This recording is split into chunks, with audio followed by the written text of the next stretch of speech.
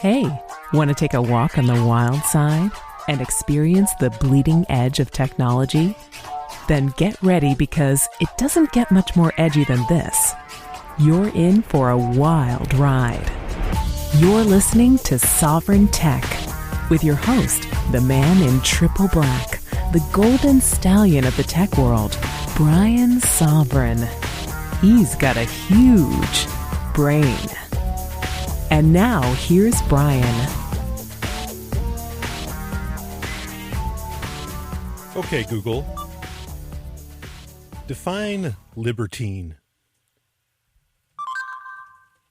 Libertine, a person, especially a man, who behaves without moral principles or a sense of responsibility, especially in sexual matters. Does it get any better than that? The libertine in chief here for you, especially in sexual matters, right? I was testing out Google now, and I asked it that, and it came up with the best possible answer. But hey, it doesn't only have to be men. Come on, let's let that spread all the way around. Let's spill the seed of liberty everywhere we can, right? Anyway, the Golden Stallion here with you. We're ready for another great episode of Sovryn Tech, episode 74. I am so excited. Next week will be a completely different format, and in the past week, I've gotten a lot of feedback from listeners, mostly saying, love the show. Go ahead, do 2 hours, do longer if you want. I was really honored and touched, but by that you want to hear so much. And I'm just, wait till next week. You'll have to see how things turn out next week, but we will have a pretty decently different format come episode 75 next week. But speaking of wanting to hear more, I did my very first, this is released just before this episode, I did my very first Sovryn Top 8 special, where, I picked an arbitrary number, that being 8. I didn't want it to be the top 5 or top 10. That's ridiculous. And generally, I hate lists. I think they're a degree of mental trickery. But I did a top 8 that of my favorite nonfiction books, or what I consider the most important nonfiction books, maybe not necessarily my favorite. And I'll be doing these over time. I'll be doing ones about, maybe how to learn the computer world, the top 8 books for that, or I'll be doing the top 8 fiction books, I should say, not nonfiction, but fiction, top 8 movies. I'll do a whole slew of them. I think it's something to be a lot of fun, kind of lets me cut to the chase with pick of the week, I suppose, right? Yeah, just a good time. So let me know. You can send me feedback on that too. Gotten a lot of emails. And please understand, when you email the show, sovryntech@riseup.net, or if you need to use PGP and you want to email me at brian@freetalklive.com, please understand that, I may not respond to you personally, right away, but I will get to it in the show. I eventually I do get to every email, even though I've got a ton, but please keep them coming. If it is something you want an answer for right away, you got to tell me that. Okay. And I will do my best to answer you via email as quickly as possible. Okay. So, just let me know on that. But anyway, we've got, actually, I got a great email from a guy, and I keep you anonymous, other than perhaps pronoun or gender. I got an email from a really good long email with a lot of questions, and they're all really great questions that at times I may have touched on before, but I'm going to give them their full treatment, or at least most of the email I'm going to give its full treatment in this episode. So, I think everybody's going to really enjoy it. But let's get into the rapid fire stories. Amazingly, I talked a couple weeks back, 2-3 weeks back, about the incredible laptop that HP is coming out with, the SlateBook 14, which is an Android laptop. Really excited about this. Arcos is going to beat them to the punch. Now, Arcos is a company, they're an electronics company that are notorious for really thinking way ahead and selling things at an incredibly low price. Like they kind of came out with the very first Android tablet. All kinds of wild things. They're really, I had an old Arcos, maybe it was a 410E or something. It was it was the size of a smartphone. Okay. And this was running Froyo, it's that old of an Android, but it was the size of a smartphone, but it was it was meant to be a tablet. It didn't have 3G and all that. And I loved it. I thought it was really slick. It had a not a capacitive. It had a resistive touchscreen, which that kind of sucked because the sticker on the resistive touchscreens wear out. So, but Archos has always made sure their stuff is affordable. The specs, they're calling it the ArcBook, this Android laptop that they're releasing. It's $170. That's fantastic. I imagine the SlateBook 14 is going to sell for over $300, considering the amount of quality of build put into it. And, Archos doesn't make bad stuff. It's just, the specs are usually kind of low. And in this case, that's certainly the case. It just has a dual core in it, like a 1.2 gigahertz dual core, 1 gig RAM. The specs are pretty low, but for $170, it might be an attractive thing. And it has the Google Play Store. It's Google certified. So, one thing, that I love with the idea of Android laptops, and of course you can use BlueStacks, if you have a Windows or a Mac, a Mac computer to do this anyway. But if you are looking to really, Instagram is arguably the most popular social media network right now, besides, of course, Facebook, but maybe they're one and the same, right? And if you were looking to advertise or to get a great audience, Instagram is really the place to go because it's just so hot right now. And the problem with Instagram is you can't really upload to Instagram from your computer, again, unless you use an emulator layer like BlueStacks or something. And so maybe, these Android laptops would be a great way to where you could do a full blog on Instagram and upload pictures that you download around the internet and everything, and really make it very easy. Now, of course, you could do all that with a Bluetooth keyboard hooked up to some kind of Android device, but it's just a tip, just a thought to think about. I think that's a pretty clever thing. A lot of options open up when Android goes full size, I think, to really take advantage of a lot of the mobile world, but in a very artistic and creative way. So I like the idea of Android computers, Android laptops, desktops, whatever. I think it's pretty cool. Let's see. Andy Malone, this is one of the security officers at Microsoft, is making the claim that Tor, that is the Tor project, of course, which I recommend people use, the Tor project is not, or Tor itself isn't secure. And his comments, and this is kind of hilarious, his comments is that if the NSA or if some bad actor is really targeting you, Tor will not save you. Guess what? I've been saying that forever. I've been saying, for so long on this show, I've been saying, hey, if they're after you, forget it. There's nothing, I mentioned the mysterious, as in they can't be proven, but they can't be unproven, mosquito drones. You're done. It doesn't matter what technology you use at that point. Okay. If someone has one of those babies on you, not saying they're real, but you can't say they're not real either, according to Snopes. So anyway, that's pretty much his whole point. He's saying there's a lot of backdoors and blah, blah, blah, whatever.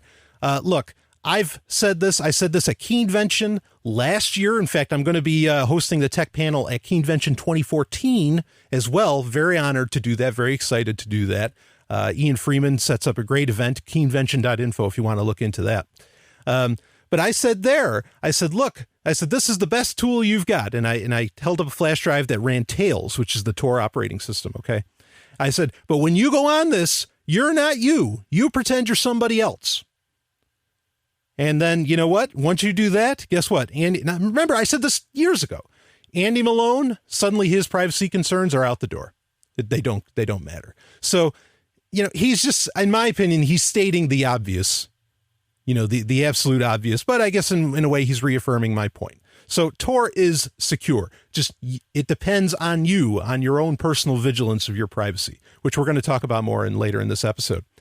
And here's a little science news I love. A 13,000-year-old Mexican skeleton found. Okay, Mexican as in it was found in Mexico, off the Yucatan, I believe. And this is interesting because the makeup of this skeleton is not Asian. Like this is the theory that the Native Americans in America came over, say, from the Bering Strait from Asia. But this is not a Eurasian skeleton by design. So what the hell is this thing from? And of course, then the question, I mean, what most archaeologists really want to, again, hey, it's not aliens, folks, but what most people want to jump to is that perhaps the Native Americans just evolved very quickly, to essentially to the skeletal makeup that they have now. And hey, who knows? I don't know. That's pretty fast, though, from 13,000 years up until just the past few thousand.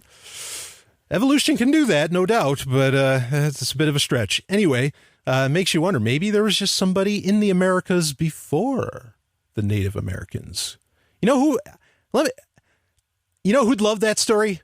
Mormons. They'd be so damned happy. It's like, it's Moroni! It's all true. Joseph Smith was right. Oh, man. Anyway. No.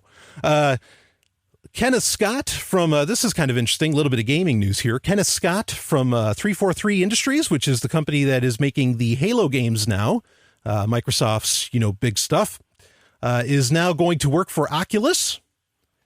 I think he's going as the art director. Okay, so you just grabbed a guy from Halo going to work, for Oculus, which that's a pretty big deal.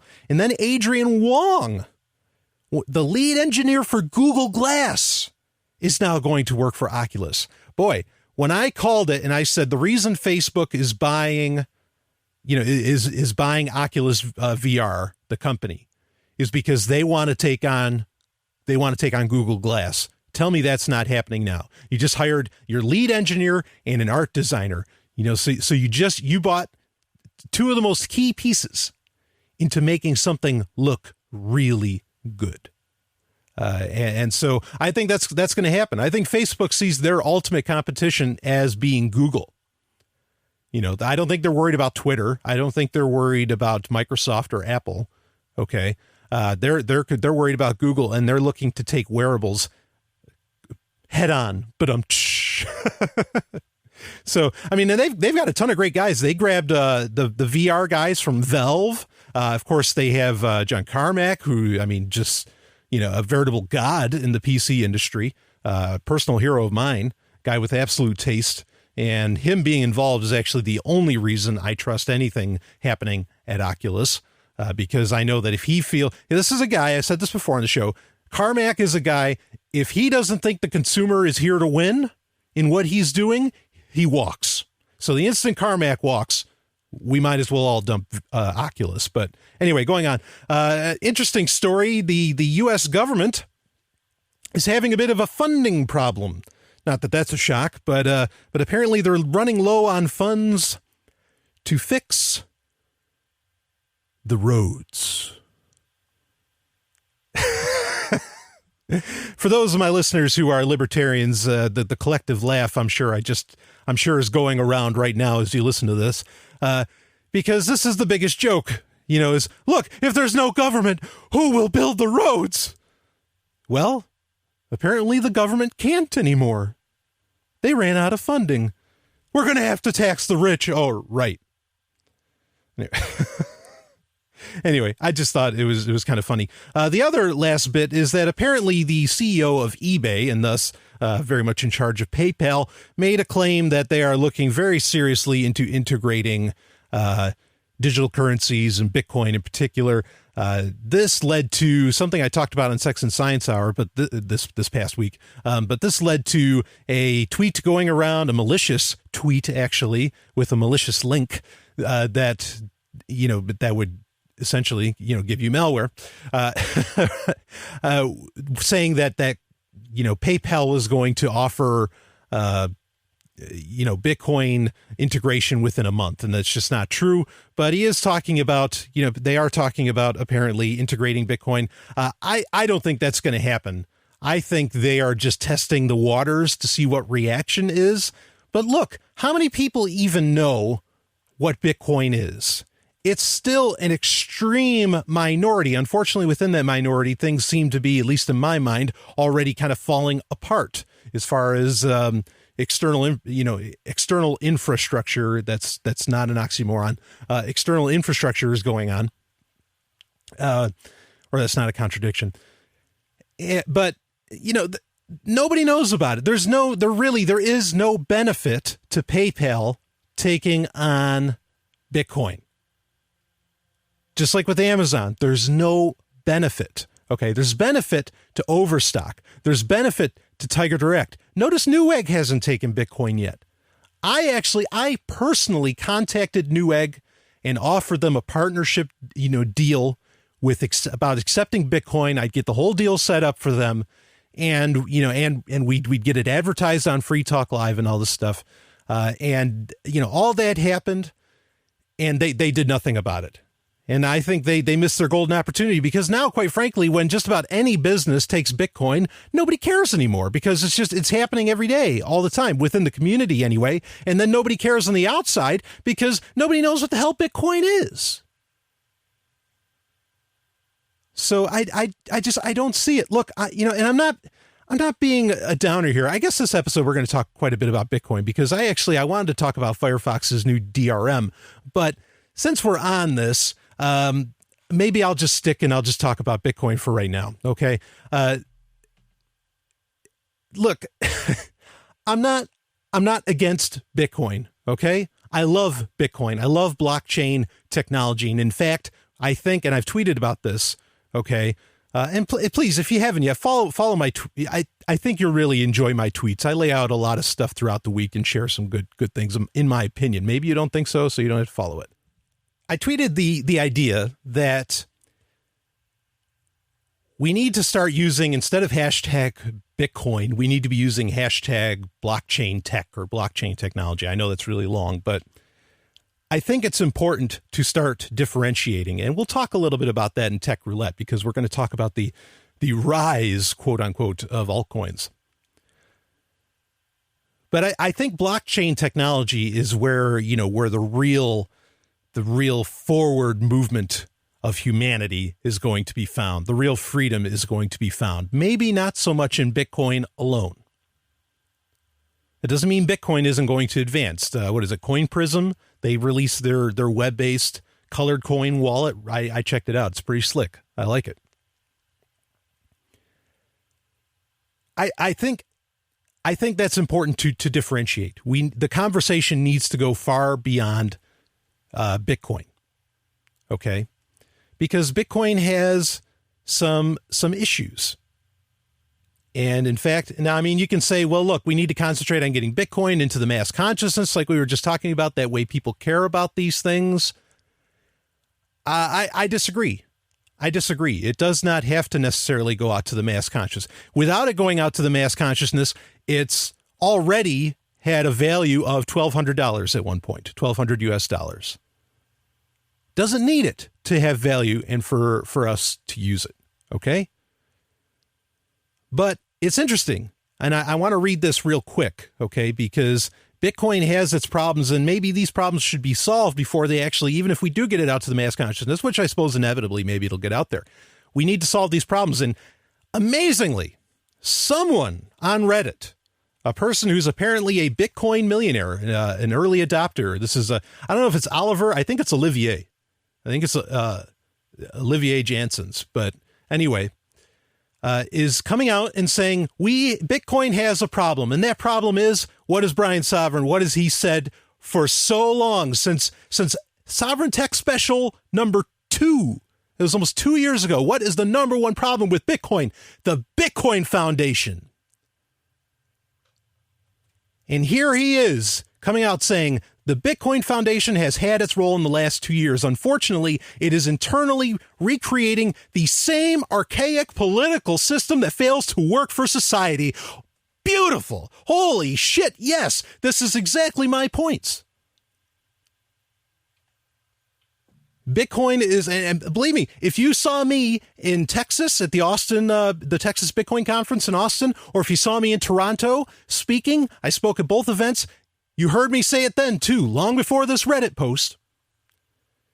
Let's see. Bitcoin is the currency of the internet generation. It puts the power back into the hands of the people. You cannot expect its main representative organization to be exactly the opposite, a non-transparent, political, and secretive elite. Ooh. We as an internet, I'm going to skip ahead. I'll put this in the show notes. We as an internet community don't need public figures to decide what's good for us. We need to stop politicking and start focusing on the projects directly. For example, we need a project to fund the core development of Bitcoin and put our money straight to that. I said these exact words in Toronto. This guy, fantastic. Thank you. Oliver, Mr. Jansen's, I'll call you Mr. Jansen's. How about that? Thank you so much. He's putting up $100,000 bounty for a software platform that can replace the Bitcoin Foundation. Let's do it. In fact, while we're at it, let's replace the core dev team. Let's get the guys from BTCD, the guys at Coin Voice. Okay?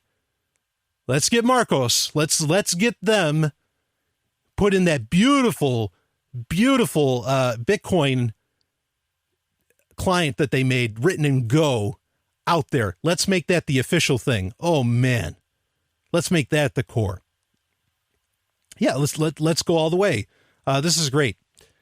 Maybe we can evolve. This will. Okay, he talks a little bit more about it. I am thinking of a system where prominent people can voice their opinion, where people can propose projects and features being implemented by sending Bitcoins towards the feature of our choice. This will allow the core dev team to expand by being able to add/pay more devs for feature requests, which are fully funded. Maybe we can evolve to a system later where anyone can work on a feature, which when programmed properly, approved by the core team, will receive the bounty. The same applies to lobbyists. We just send Bitcoins towards the one that we consider the most competent for the job. This will allow Bitcoin to grow and expand at a rate it deserves, a rate that a political organization such as the Foundation can never accomplish. Bingo! That's exactly what I said. We've been promised features with Bitcoin a long, long time ago, and they're not here yet.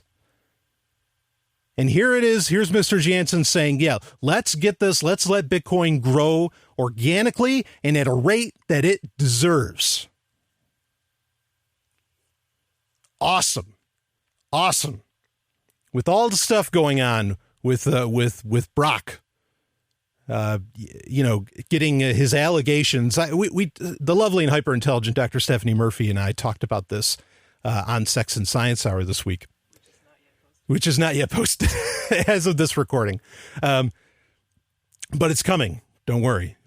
I'm always coming. Or we're always, wait. Oh God. But Brock, with all this nonsense that this has created, all this drama that it's created. Exactly. What part of this doesn't sound like Bill Clinton getting caught with his dick in his secretary's mouth? This is archaic. Mr. Jansen's laid it out so well. This is archaic stuff that we're dealing with the Bitcoin Foundation. And Bitcoin is not archaic. Let's get the fuck away from the status quo. I can't say it enough. I don't mind if I've been saying this the past 3 episodes or for 2 years. It needs to be kept getting said. We need to talk about it around our proverbial water coolers and get people on board with the idea. I'm going to talk more about the status quo, and it may not be such a good thing again when we talk about altcoins in the next segment. I'll be back with more. This is Sovryn Tech.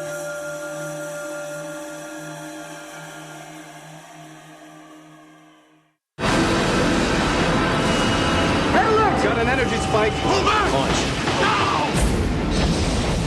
Bombing the Narn back to the Stone Age wasn't enough for you? Then we heard it. The sound of something terrible being born.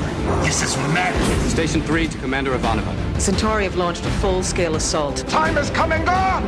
It's our turn now! 2 million tons of spinning metal, all alone in the night. A world where empires rise and fall, where dreams are born and die.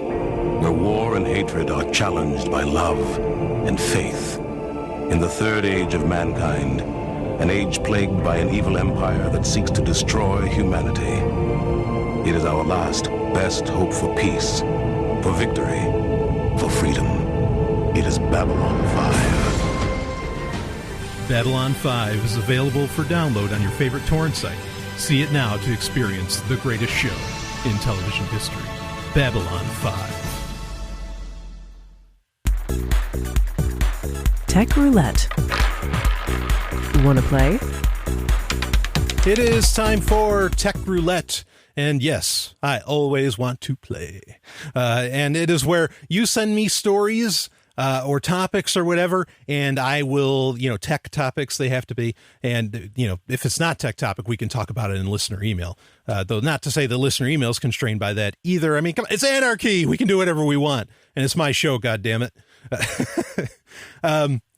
This is part actually of this Tech Roulette is part of a listener email.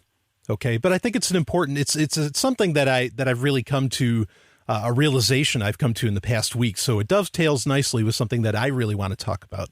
Okay. So I'm making this part of Tech Roulette, and the part of this email that it is, again, I keep people anonymous unless you want me to tell you who you are, is lastly, you recently mentioned that you accept BLACKCOIN, and you mentioned the proof of stake and how it's a great alternative. Can you maybe talk a bit about BLACKCOIN, NXT, etc.? I don't think I heard much about it on Let's Talk Bitcoin, unless I missed it. And yeah, that's entirely possible. I mean, Let's Talk Bitcoin's a great show.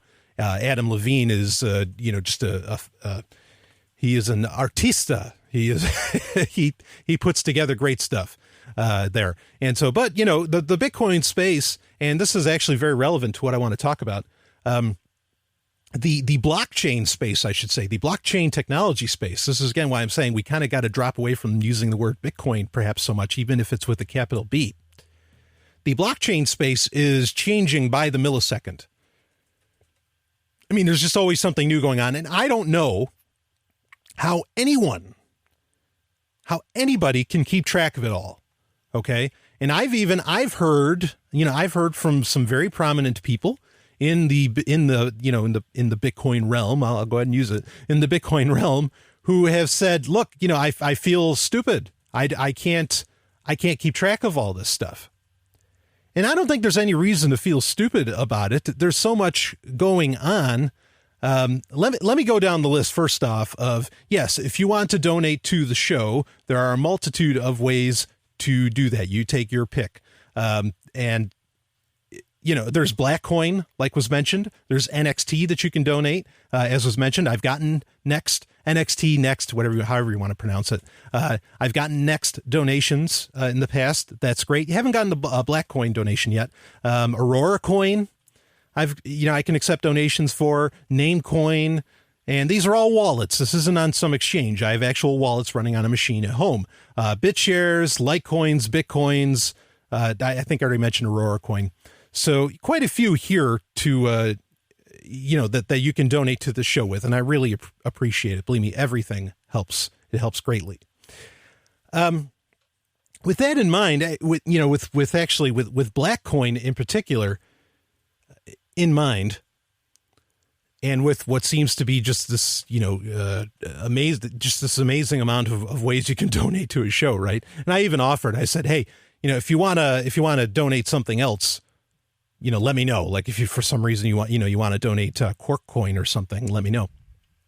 But with BLACKCOIN, I mean, I got excited about BLACKCOIN in particular because it is proof of stake. Now, the conversation of why proof of stake is why I think it's so great and why I actually think it's superior to proof of work maybe not be the best. That's not really what I want to talk about right now, but I am open. I will do that perhaps for a listener email or something. I will talk about the advantages of proof of stake. Again, an important point is that, Vitalik Buterin said that Ethereum may end up being proof of stake. Okay. There's also talk that the side chains that Bitcoin, this new development with Bitcoin known as side chains, that may use proof of stake. Okay. To secure the going back and forth of side chains. Okay. So proof of stake is not a bad idea. A lot of people have this feeling that it is. I'm very excited. I've mentioned this on Sovryn Tech before. Very excited by Dan Larimer's D proof of stake. As a delegated proof of stake. I think that's fantastic. Anyway, so BLACKCOIN excited me because, again, it was a proof of stake currency. I also knew that CoinKite is eventually going to be accepting BLACKCOIN. like that's going to be part of CoinKite's infrastructure. And CoinKite is really one of those companies, whether you agree with their model or not, it is a company that will probably be very, very helpful in getting blockchain technology out to the masses because it offers a very real degree of security, not necessarily privacy, but certainly security. Okay. So, I knew about that. I knew that there was a bit of a pump on BLACKCOIN. I thought that was cool. AURORACOIN, obviously, I thought the idea of, Iceland is pretty far ahead of the game as far as their evolution as a society, getting away from bankers and politics. And so I thought AURORACOIN was really cool, even though it's a glorified LITECOIN, right? And that's not, I'm not using that as a negative per se. Okay. A lot of NXT is really exciting because it is one of these genuine Bitcoin 2.0 technologies that can actually already do everything that even BitShares and Ethereum are only talking about right now. Like just the other day, the next AE, the asset exchange, is up and running. It's out there already. And it has a ton of features. There's games getting built on top of Next. There's all kinds of wild stuff happening with Next. And I still, believe me, I have no idea why it's valued. It is still valued at incredibly low. Boy, if you're asking me, is it buy time for Next? Hell yes, it is. It is still buy time. Because, if you think, again, if you think that Next is worth it, you may, the price is right, but only if you think Next is worth it. I'm going long on it because Next seems to be, to some degree, maybe internally it has some drama, but it seems to be free of a lot of the politicking going on in the blockchain space. Okay. Litecoin seems to be kind of quiet. Ironically, it's, maybe like the incredible feature sets that so many of these other coins are coming out with is making Litecoin look kind of stale. And, I'm not hearing, I love the dev team. Warren Tagami is amazing. I love the dev team there. And I still stand by the idea that Litecoin is great to use as a beta platform for Bitcoin to test everything out in a real economy. I think that's a really fantastic thing. So the coins, the altcoins that I accept for donations to the show, I could put a lot of thought into. I'm not just taking anything. But what really came to my mind this week was Darkcoin, which apparently skyrocketed to just about the value of Litecoin. I think it may have become maybe the third, I don't know, next to BitBar or whatever BitBar does, the third most valuable altcoin or, cryptocurrency out there. If not, it's in the top 5. And I'm like, well, what's the big deal? I knew about Darkcoin a good distance back. I even have I have Darkcoin stickers. I've known about Darkcoin for a little bit, but as soon as I found out, because they have their website with a feature set, and on that website, it was a pretty cool looking website. I mean, Darkcoin is this privacy based, altcoin. Okay. And that's its, that's really its feature. It's not like it was something that was designed from the ground up like Next was. That's one of the exciting things about Next is it's a totally new language. It's totally new software. It's not an offshoot. It's not based off of, it's totally written new. That's awesome. Anyway, with Darkcoin, it said that, CPU mining is going, pretty much no ASICs, no GPU mining, all this stuff. And then, I checked a couple weeks back and they're like, they crossed that off. So I was like, all right, well, whatever. Darkcoin doesn't really, I don't see that big of a deal, big of a future. And besides, there's already other things coming out that can do a whole hell of a lot more. So, why even worry about it? I'm not knocking Darkcoin. I think that's great that it has a success. And if you've made a ton of money off of what you did with Darkcoin, that's awesome. Okay. So I saw that. And then I started seeing on Twitter about this Nautilus coin. I'm like, well, what the hell is this? And fortunately, Nautilus Coin had a website. And so then I see Nautilus Coin, and apparently just the other day, a whole bunch of people made a whole ton of money off of Nautilus Coin once it got accepted by an exchange. Okay. But then I find out that Nautilus Coin is actually the start to this thing called DIRAC, DIRAC, I believe. And so I'm like, okay, then I'm going to look into DRAC, and see if I can find out anything about that. There's nothing out there unless I go to the Bitcoin Talk forums or maybe Reddit. And really, unless someone sends me something from those areas, I'm just not going there. Those areas are positively toxic, okay, and just loaded with infighting. Not to say that infighting is always bad. Then I find out that DRAC is actually part of the Nemesis project. And I was like, okay, well, what's the Nemesis project? This sounds pretty ominous. This sounds pretty wild. Well, what the hell is this? And so I tried to find a website about that. There's nothing. There's nothing out there. There's all this stuff going down below, going on, below the surface or whatever. And then, I'm looking into, and even when I was looking into BLACKCOIN, okay, to find out what was going on about that, because there was a big pump. Then I find out with BLACKCOIN, it's like, is hashtag Whitecoin going to be the new BLACKCOIN? I was like, what the fuck is Whitecoin? And I try finding something about Whitecoin, and there's nothing out there. And I'm like, is this even serious?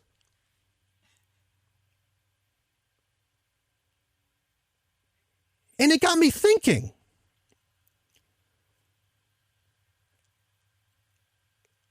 Looking at all these coins coming out, and what they're literally doing with so many of these coins, not necessarily the ones I mentioned, don't get offended, calm the fuck down. But they're literally they're making coins, they're coming up with ideas to do what? To pump? And nothing more?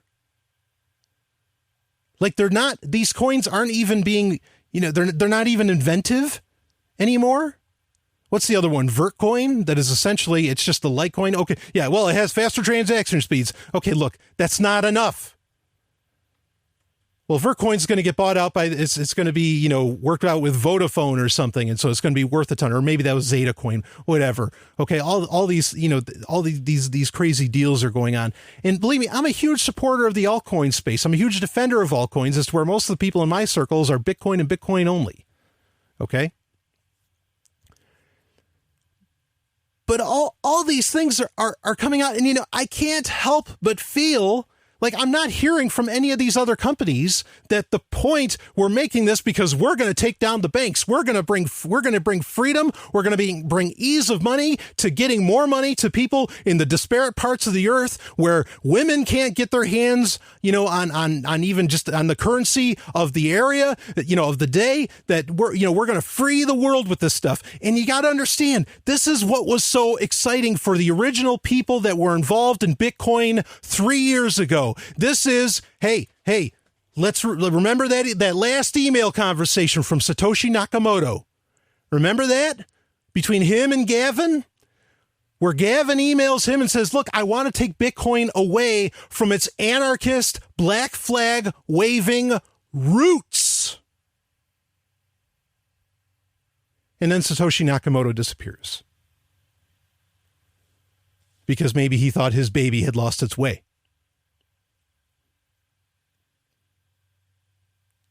Its roots. The purpose of blockchain technology was to eliminate the need for banks, governments, control structures, call it what you will. That was the purpose of these things. And now people, they're being just as bad as every fucking startup tech company out there that's just making themselves to be bought out. These things are not being designed with any ideology behind them. They are all completely money-making schemes, and I don't even know which ones of them are serious, and it's making a complete mockery out of the community. Is Whitecoin going to be the next BLACKCOIN? Why? Why do you want Whitecoin? Oh, I just want to make a ton of money. Oh, sorry, I thought we were changing the world.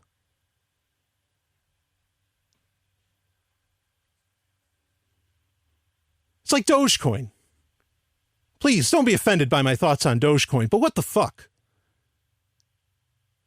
If anything, I mean, that's great. It proves the value. Dogecoin proves that value is subjective. Okay, that you only put value in things, that you want to. Okay, but there's no forward thinking there. There's practically no difference. It may be the one that is the most like Bitcoin out of them all. And with all of its popularity, its price is still low. Why is that? That's because there's people setting up schemes, okay, to where, suddenly this will, and I'm hearing about exchanges, altcoin exchanges that I've never even heard of before. Like, yeah, believe me, once Nautilus coin goes to MintPal, what the fuck is MintPal? Once it goes there, it's going to go to the moon. And then I hear the phrase to the moon and I'm like, okay, is this even real? Is this even serious?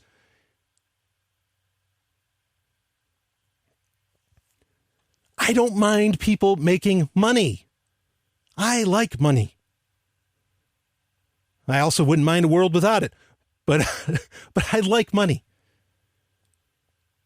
But what the hell is going on? No one can keep track of all this stuff. Nobody. I even said, I was like, look, I used to do altcoins of the month or like every couple of weeks I do like an altcoins to watch tweet. I'm not going to bother doing it anymore. I don't know what the hell anybody's even talking about. I have no clue. And like I said on Twitter, I'm a genius. Pardon me a moment of arrogance, but I'm a fucking genius and I can't keep track of all the shit that's coming out of the blockchain technology. I can't. And I should know. In fact, you count on me to know. Guess what, folks? I'm sorry. I don't know. I don't know what's real. I don't know what's serious. And everybody's out there. I'm glad they're having a great time and maybe they're making some serious cash. Okay, good for you. But can we get back to destroying governments, banks, and domination structures that are killing people around the world and stop worrying about making a fucking buck that makes your paycheck look like a joke? Can we get back to that?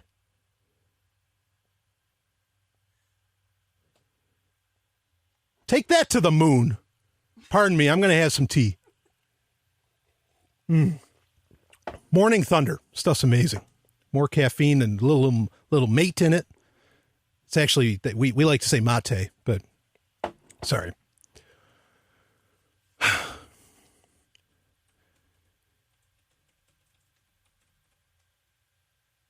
The importance, and to make it worse, no one's even, you know that they're just doing this completely for some degree of self-enrichment. Nobody is going out there. It's all word of mouth, and believe me, I've been in the Forex deal. I know how these systems work, but that's the point. That's what we were just talking about. Please go to the show notes, sovereigntech.com, read that Reddit thread from Oliver Jansen's, whatever. Read that. And he's saying, we lost our way.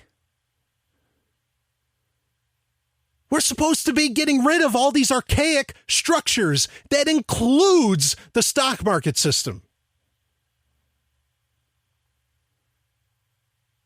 That includes Forex, all these things. Okay?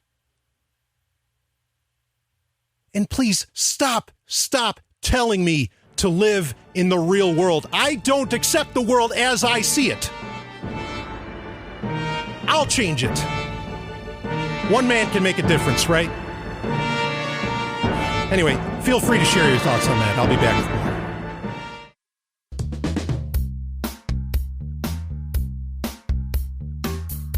Time now for 90 Seconds on Sex with Dr. Paul.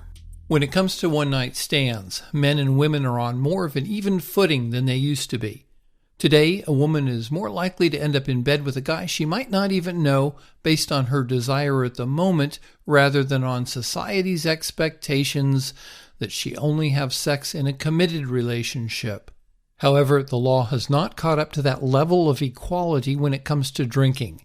In many states, the fact that a woman has been drinking means she's not legally capable of giving consent to have sex. It doesn't matter if she's the one who's been buying the drinks and she has her hands down a guy's pants and her tongue in his throat. He can still be charged with rape if they end up having sex while she's intoxicated. You can go round and round arguing the fairness of this, but it doesn't change the fact that in a number of states a man can be arrested and charged with rape when the woman was not only willing and clearly wanting to have sex, but was still intoxicated. Also keep in mind that just because you had a quick hookup and neither of you ever plan to see each other again, if the woman becomes pregnant and a DNA test shows that you're the father, The courts will order you to pay child support for the next 18 years. For more, visit 90secondsonsex.com. Software of the week. Woo! I love Dr. Paul, don't you? Anyway, let's talk about some software that's been written that actually helps people out, actually does something. This is pretty cool. Okay, if you use a Windows system, if you use a Windows computer, which many of us still do, I still have a Windows computer. Some games, it's the only way you can play them. Yes, it has 12 gig of RAM. I can run I can run a virtual machine in Ubuntu or something. Yeah, look, I know. Okay, but I have a Windows computer. I don't recommend people generally use Windows computers, though. Especially if you're not a gamer, there is no point to having a Windows computer. All right, you have to use Photoshop. But this is great. If you do use a Windows computer, it's called Anti-Snooper. Okay, and the link is in the show notes at sovryntech.com. You can check it out there. And this is pretty cool. It's pretty simple. This is funny because, I remember when I've worked at various jobs, how there was software that I would use for Windows. Okay. And this may be the best thing because most corporate environments are using Windows machines. So maybe this is where you would want to install it. Where I could hit F12 really quick and it would hide all my windows instantly. It would hide anything I had open, which is pretty handy, to have. And this is in a way kind of better. Okay. Because I think maybe people would find it odd that suddenly, you have a blank screen and you're sitting there in front of your computer. What the hell were you doing? Just staring at the green grass on Windows XP? And obviously not. But Anti-Snooper, what it does is it fuzzes out, it blurs out all the windows that are open behind the one you're looking at. Okay, so what this would allow you to is essentially, click on your email real fast, and then say you had a VLC open with some porn on it, or you're on redtube.com with your web browser, or whatever you're doing. And it would instantly allow you to just, open up your email quick, Thunderbird or, Claws Mail, you take your pick. And then suddenly, whoosh, everything behind it would just get fuzzed out to where you can't really tell what it is. Okay. And I think that's pretty clever. That's a really neat trick. And it's helpful, frankly, not just in that situation, but where, people can't just look over your shoulder if you don't see them. So it's a proactive bit of privacy in that it will hide from whoever's behind you, and that you may not realize is there. Okay. And it's easy enough, sits in the system tray. You can, turn it on and off. That way, say you're multitasking, obviously you would want all your windows, to be available to look at. Okay. So, but this is good stuff. I like these kind of little simple privacy tools that may not even necessarily be meant to thwart the NSA, but just to give you the privacy that exists within corporate environments, or even at home. Say you're in the middle of a shit marriage and you have to hide stuff from, the wife and kids, or, the husband and kids, or whatever. Or the mother-in-law, that atrocity of existence. No. No, to do that. And then there you go. You're relatively safe, and you're not just suddenly hiding a window and go, yeah. What are you doing? I'm just, looking at my screen and just hanging out, and my dick's hanging out. And anyway, it's pretty handy. It has a lot of nice features. You can donate to it. Of course, it is totally free software. And, maybe if it gets donated to a lot, maybe they'll release it for other systems. I don't know how easy something like this would be to program for Unity, for Ubuntu. It might be easy enough to do with OS X, though maybe not, considering OS X's more recent sandbox structure that I find positively annoying. But, you can certainly get in touch with them if you have an OS that you'd like it to work for. Email these guys. It's an absolute fact, ironically, that it is very easy to write software. And you'd think this would be the opposite, but it is very, very easy to write software for Windows. In fact, one of the best, I had them on. I had Michael Dean and Derek Slopey on from Meowbit. which allows you to access .bit domain names. Meowbit was, Derek was saying, oh man, he says, I had this written, in with ease and in good time. So, sometimes there's advantages to these Windows machines, huh? Depending on what kind of privacy you're looking for, though. I'll be back with more. This is Sovryn.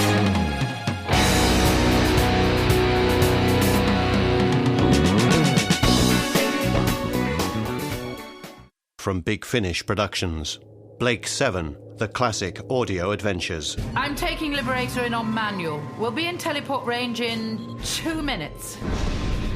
What the hell was that? Information. Liberator has been attacked. You don't say. Put up the force wall. Confirm. Message to all ground commanders. Initiate the final phase. Let's crush these rebels once and for all. My name is Avon. Kerr Avon. Kerr Avon. Our hostage arrives, which you may be unnecessary. As a hostage, it's nice to be superfluous. You can go to Blake7.com to find more of the new adventures of one of science fiction's greatest masterpieces, Blake 7, at Blake7.com.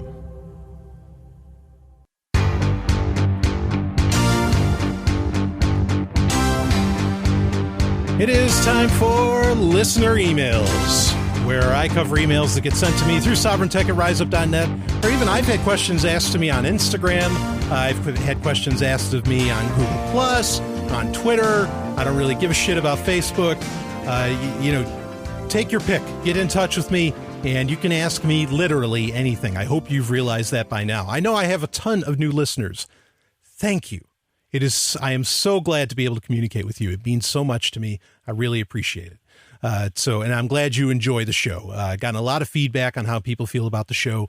Really, really nice stuff. And in fact, this email that I'm about to read to, which we already kind of discussed earlier to some degree, where I talked about altcoins. And I said, yeah, I'll get excited about an altcoin when it actually has a feature that I see, is something worth giving a damn about, as to where most of them, 99% and of course it's an arbitrary percentage number, right? Anything above 50 is what matters. But 99% of the altcoins out there are meaningless, or they have no teeth, or they have no future. Maybe they have a quick future where you can make a quick buck, but that's about it. And of course, if you're in the cryptocurrency space just to make a quick buck, that's not why I'm here. We got interested in Bitcoin. Bitcoin was promoted to Free Talk Live as a path to freedom. So yes, you can say there's financial freedom. Okay, that's great, but I'm not hearing the other rhetoric. I'm not hearing the rhetoric that my personal freedom will lead to freedom for the world. Anyway, the rest of this email, and the talking about BLACKCOIN and all that stuff, I'll probably talk about them a little deeper in the future. And especially NXT, because I'm a big fan of Next. So this person was saying, hey, I'm an ANCAP, meaning anarcho-capitalist. That's cool. Anarchists, all different flavors. I love it. I want to, he's essentially saying, I want to buy a secondhand laptop, maybe a refurbished one, that he can put Linux on. Awesome. I've only ever used Windows and insecure emails before. I'm sure the government has a file on me, considering that he's an anarchist, that he's an ANCAP. Yeah, that's probably fair to say. I'm sure I've got one on me too. I'm sure lovely and hyper-intelligent Stephanie Murphy has one. I'm sure most people that raise their voice louder than a mouse probably have a file on them. So so it's a good idea, because this is something I recommend to people is please, let's all get using VPNs, secure emails, the whole shtick. So I'm glad this emailer feels a need for this sort of thing. So, and he has some requirements or requests as far as what he'd like out of it. When buying a secondhand laptop, what should be the things to watch out for? Obviously the battery degrades, but do other parts degrade too, to the point that it's better to bite the bullet and buy new? I would really prefer a laptop to a desktop. That's the problem. Needless to say, I need to check out internal specs for compatibility with Linux, as each laptop is different and may have incompatible components. So I won't ask which specific laptop I should get. I can do the research on each comment before I buy, but by and large, what should should a Chromebook or the Android PC hardware be compatible with distros? I know you like Chrome OS, but I wouldn't want to use it. I'm just thinking of it as a cheap alternative for a new laptop. Okay, let's talk about that first, and we can talk about securing emails. Okay, if we get the chance to that. If not, I'll talk about securing emails next week. Though, pay attention to Website of the Week this week as far as that goes. With getting a laptop here, I know you didn't tell me which specific model, but I'll give you a very clear range to look in. Okay. If you're getting a refurbed laptop, there's only two companies I recommend you buy from, that being Dell or Lenovo. Lenovo preferably, okay? Lenovo being IBM previously with their ThinkPads. And that's really the model I want you to look at is a ThinkPad. Now, I'm going to put in the show notes a link to, at Newegg, a $200, $199, a $200 Lenovo ThinkPad. It's the T400. And it has 2.8 gigahertz. It has 2 gig of RAM. I recommend upgrading the RAM to 4 gig. Okay. This does not have a camera on it. I think it has a microphone. Okay. But you can easily snip that baby off if you want. Okay. If you're concerned about that, turning it off in the BIOS, turning off the microphone in the BIOS, if you're looking to go full on secure, is not good enough. You're going to have to cut the wires. Okay, because if you take something into consideration like bad BIOS that Dragos had to deal with, that we found out may have been actually real, even though I said I thought he was being a little paranoid, it may actually be real according to some Snowden revelations recently. The BIOS could get rewritten to where the microphone could get turned on. Okay, so we're going full paranoid here. Okay, but this is important to talk about, and then you choose for yourself where you want to go with this. Okay, so the Lenovo ThinkPad T400 I consider the best up to its day, and some of them have an ATI graphics card in them, a dedicated card. Amazingly, I think it's like a 3450 Radeon. Which is decently nice. Okay, you're not going to go playing anything serious on there. You might be able to play Dota 2. Considering you want to put Linux on there. But it's definitely a very capable computer, especially if you upgrade the RAM to 4 gig. I don't know if it would take more than 4 gig. I've never bought an 8 gig stick of RAM before. Anyway, so that's what I recommend as far as that. The reason I'm recommending Lenovo especially is because Lenovo themselves make sure that their hardware is compatible with Linux kernels releases. Okay, so pretty much if you buy a ThinkPad, just about any ThinkPad, okay, especially a refurb one, or, and I don't recommend buying any older than the T60. So in that range, the T60 to the T410, T400, okay, is where I'd stick. Pretty much any operating system you put on there, including OpenBSD, a personal favorite OS of mine, okay, but granted, that's a very advanced level, you're going to have no problem with your hardware, none whatsoever, okay. I recommend Mint is he mentioned that he wanted to put Mint on it. Mint is great. It's arguably the most popular Linux distro out there, or at least it was. I do recommend, though, maybe putting on, there's a new one called Elementary OS. And if you're looking for some beautiful ease of use and just beautiful minimalist design that is actually comparable to the design of Chrome OS, not the security per se, but I mean, they're all Linux, right? But anyway, but to the design, I recommend Elementary OS. I think it is gorgeous. It is absolutely gorgeous. There's a new one coming out too, but it's not out yet. It begins with a D. I can't think of the name, but it's written in Go. And I think that's awesome. I love the Go programming language, the newer one, that was partially, it's totally open source, but admittedly partially developed by Google. Beautiful code is beautiful code, So that's my recommendation on that. And the other thing is that ThinkPads, the aftermarket parts, you can get anywhere. I mean, and there's plenty of them because these machines do literally last forever. So buying a refurbed ThinkPad, I think you're generally in good shape, to do that. And there's the batteries you can get for them. You can get extended batteries, 9-cell batteries that'll make, you can get slice batteries that'll make these things run for 30 hours almost. Your options become pretty limitless with a ThinkPad if your idea is to use it as a secure, as for your privacy, not necessarily as a gaming machine so much. So I definitely recommend that. With the Dells, I think it's the 640. I think that might be a pretty decent model, but the T400, you can have that for $200. There's no reason not to grab that one. It's just a stunning rock solid machine. And in fact, the T400, here's the better thing about buying between the T60 and the T400 is you still have that really great Ethernet card there, but you still have a modem. And that's awesome. That you have a 56K modem built right into it. Okay, so that means wherever if you got to go for the run, you can connect any part of the world that you want. So having a good T400 laptop, I think, is more important than having a good phone, in my opinion. And yeah, as far, Mint's a fine. You can put Ubuntu, Fedora, you take your pick. Pretty much anything you want to throw on, it's going to work just fine.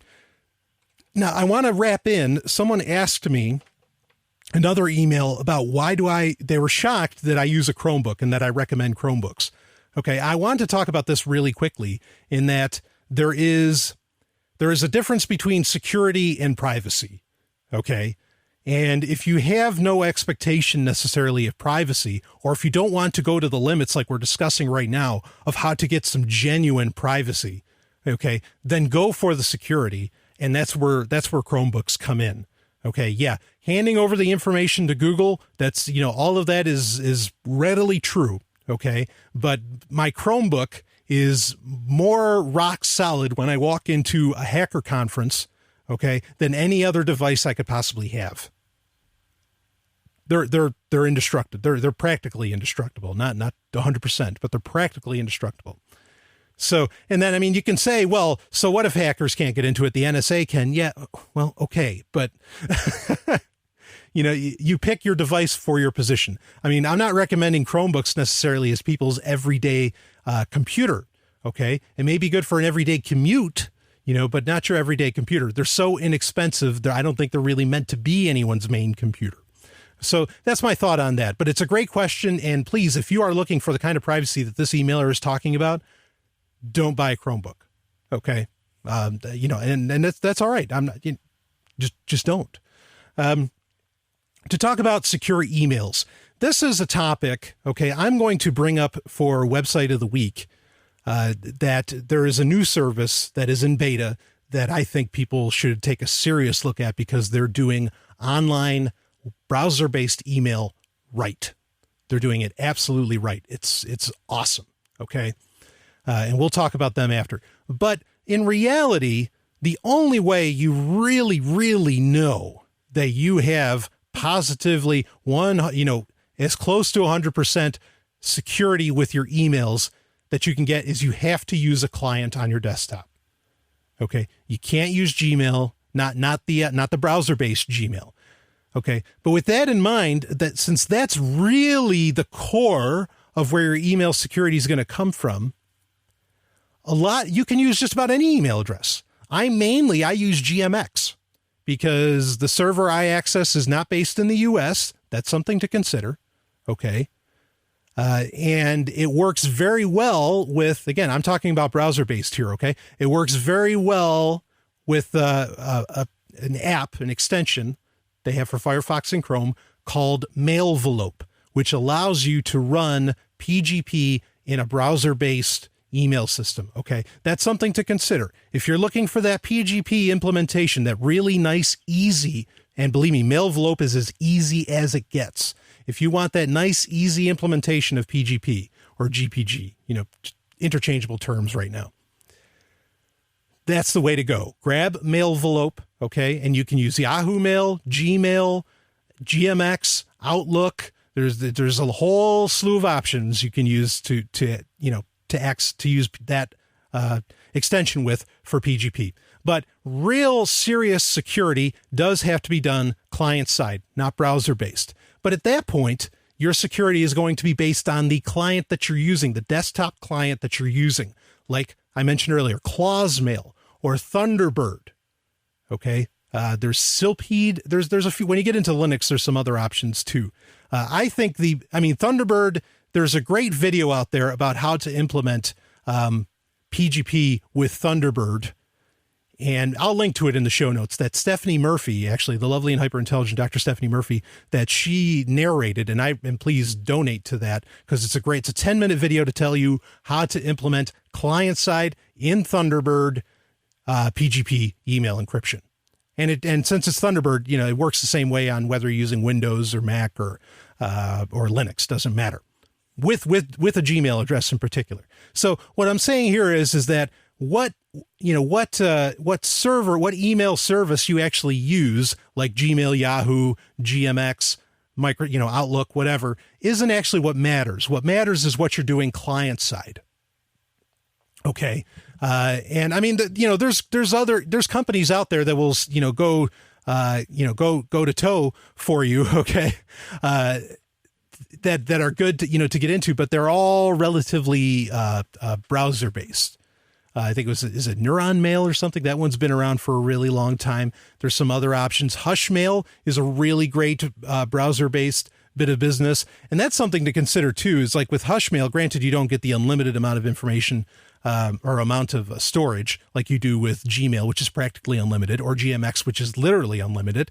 It does afford you the chance that you don't have to actually put in a whole lot of information. Now, the information you have to put in, your name, address, and all that stuff to get an email address can be all bullshit anyway.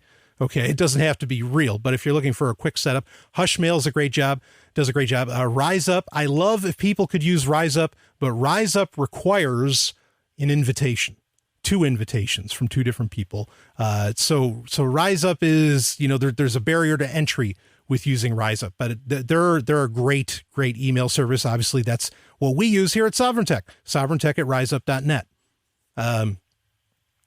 So if you can get into that, but also RiseUp requires you, like, essentially if they'll say, and I know plenty of people that don't mind capitalism, they use RiseUp, including myself, but they'll say you can't be a capitalist if you're going to use RiseUp. Okay. So keep that in mind. Some of these services out there might want you to, have a certain ideology, but whatever. Anyway, so it's important to do things client side. I recommend, learning about, you can do the Thunderbird trick. Okay.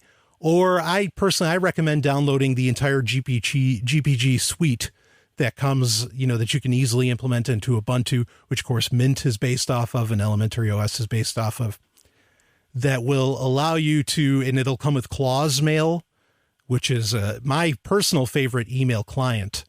Again, desktop client software, okay, is Clause Mail. And you can integrate Cleopatra with that.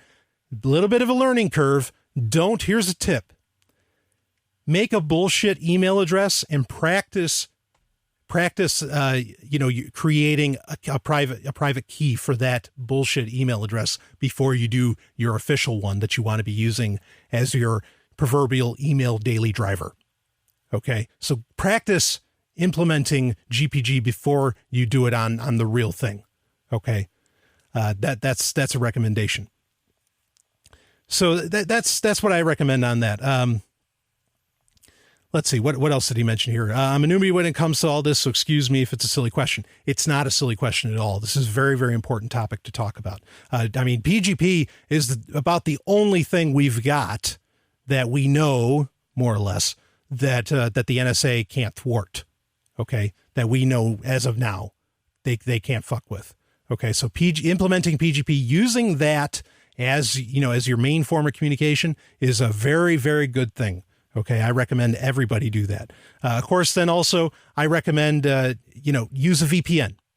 Before even going to using Tor, go ahead, use a VPN. You can use ProXPN, promotion code FTL20, okay, and get 20% off. I do trust ProXPN, so if you're looking for a VPN, hit that up.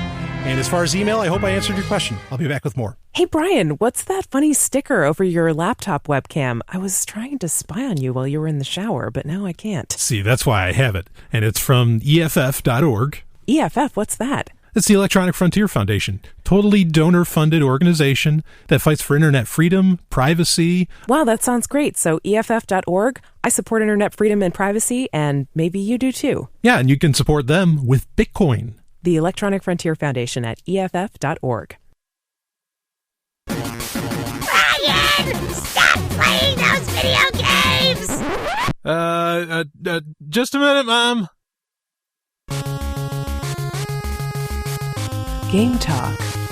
It is time for Game Talk, where we talk video games. And like I said, please listen up for Website of the Week this week to hear more about the whole email thing. But I hope that answered your question. If you have more questions on that, again, I would love to see a world, admittedly, where everybody is, more reliant upon their ThinkPads than they are their smartphones. Unless, because I don't see the privacy-based smartphone industry really coming completely to head as it should. ARM is just too insecure as far as, if you're really wanting security. Okay. That's just how I see it. And this is important, actually, I'll get into Game Talk here in a second. This is important because it just came out. A former head of the CIA said, and I talked about this many, many episodes ago, episode 61 or 62. The episode is called Drones and Orion Animal Women, where in other countries, drones were attacking people, were killing people based upon their metadata, based upon their searches, and a whole slew of other things. Okay. And if you think that's not going to hit home sooner or later, you're kidding yourself. The military always does everything first. So you can get a nice preview of what's to come based on what they do. And if they don't do something and it gets introduced to you, you might want to be a little sketched by that. But anyway, so, going for this privacy, if you are concerned about this sort of thing, and everybody has different degrees, it's always a matter of degrees. Okay. Going for your own privacy, if whatever makes you feel comfortable, keep that in mind. This is the importance of VPNs and PGP. All right. And using Tor. And actually, I got an email from somebody. They said I should compare Tor and I2P and all these services. I'm going to be doing that. It might be a special or it might be part of an episode, but that's coming up. I just want you to know I heard you. And I love all of you for, being in touch. Okay. So with Game Talk, this is the last Game Talk. And it may not go out with a bang, though it may go out with a bang. So, but before I get into the banging, there was an interesting story that I wanted to kind of bring to light that it has to do with the previous Game Talk that I had. And this is from PC Gamer, and it's just from about a week ago. Earth Year 2066, a $20 early access game pulled from Steam. Now, Steam Early Access, I talked about, this is where people are putting up alpha versions of the game. People can buy into it, okay? And then they can try it out even though it's not finished. And this way the developers can get like good feedback. And hopefully at the end of the day, they will have a really great game on their hands. Also, it's kind of a way to, it's a way to work out bugs. And what people will do is they will also give you incentives. Like they'll give you special, kind of like what do you call those? Pre-release gifts or whatever. Pre-release perks. That's it. It's perks. Pre-release perks. If you buy an early access version of the game or whatever. And a lot of times this isn't just these early access versions of games on Steam, and this is only happening on Steam, aren't even beta. They're literally alpha. And I had a bit of a problem with this, and I'm going to read a little bit of the story here because it proves my point. For better or worse, Steam is becoming an open publishing platform. That does wonders for the variety of games we get to choose from, but as is the case with mobile app stores, it also creates issues of quality control. Steam lets you pay for some pretty bad games. So when it removes one like Earth Year 2066 from the store, something went terribly, terribly wrong. On Steam, developers make their own decisions about promotion, features, pricing, and publication, Valve said in a community post. However, Steam does require honesty from developers in the marketing of their games. We have removed Earth Year 2066 from early access on Steam. Customers who purchase the game will be able to get a refund on the store page until Monday, May 19th. We've seen Valve take extreme measures like this before with the War Z. As was the case with that game, it sounds like Valve pulled Earth Year 2066 more because of how it presented itself than its overall quality. Earth Year 2066 sold for $20 on early access, and by all accounts was a broken hot mess. Developer Killing Day Studio, who goes by Muxwell on Steam, claims it's a first-person open-world game inspired by Half-Life and Fallout, but it is barely recognizable as a game in videos. Another similarity with the War Z case is that Muxwell used images he didn't own to promote the game without the artist's permission. Worst of all is that Muxwell deleted complaints from users about the game from its community page, eventually wiping all discussions and renaming the forums the Troll Tavern. There are a bunch of other painfully bad decisions on Muxwell's part that are chronicled in this video from the escapist Jim Sterling. The lesson here, as always, is that it's better to be honest about your mistakes than to try and cover them up. Ash's Cricket 2013 is another game that was pulled from Steam recently, but in that case, publisher 505 Games explained where it went wrong and apologized. It doesn't make publishing a broken game okay, but at least that way we can maybe forgive. And this is an important topic because I don't know what exactly Steam. I'm glad that Steam was offering refunds to people who bought Earth Year 2066. But this is a real problem because, did they make Muxwell pay all that back? Or is this a way for, people can pretty much put out whatever shit they want, collect all the money. And this is something I talked about in previous game talks where I said they don't even have to ever finish the game. It could stay in early access for 20 years. And yet you laid it out and you're never going to get a complete game. I think the market signal needs to be sent with these early access games that no, if it says early access, not buying. That's my opinion on it. I think this is just, always buyer beware, of course, always buyer beware. Okay. But that's the thing is you're getting that little blue ribbon on Steam that says early access game, beware. And in my opinion, when it says beware, I don't buy it. and so, that's really my thoughts on that. I think this is just rife with fraud, with the ability for fraud to be there. Okay. And I haven't seen how early access games have in any way enriched, the gaming experience. Because especially, go ahead. You tell me you've played every game in your Steam library. I have almost 300 games in my Steam library. I haven't played 10%. All right, maybe 10%. I haven't played 20%. I haven't, because it takes so much time to play one game. And even if, I'm trying to be a pro circuit gamer, okay, and I've done tournaments, you don't have time to even play other games. Not really, maybe like quick ones. So I don't understand where these early access games are in any way even a benefit to the gaming community, at large. Kickstarter, this kind of stuff can happen on Kickstarter. Okay. And even there, it can fall apart, because the person can do a successful Kickstarter funding and then they'll just say, oh, shit. Yeah. Not doing it. Yeah. That happens. We have reports of that happening. We've talked about them on Game Talk in the past. I don't like it. I like Kickstarter and all this stuff. I like the fact that it's allowing games like Mighty Blue #9 and, a whole bunch of others to actually come out. Okay. So certainly buyer beware, but I don't think these early access, most of the Kickstarter games, you'll just have to wait till they come out. Okay. And I feel a little bit better about that because at least then in the end, I have some degree of confidence that I'm going to end up with a polished game, or at least I know I'm going to have the complete package or the complete package at the time. But with early access, no, I don't see that at all. With early access, I see, just the opportunity. I bought an early access game just to see what it was like. I bought Blade Symphony, which I think finally just came out just this week. It came out as a, official release. And I'll admit, Blade Symphony felt pretty rough around the edges, as an early access game. And I played it for a little bit. I liked what I saw. I liked the idea of what I saw, but I wasn't going to put any more effort into that. It's an incomplete game.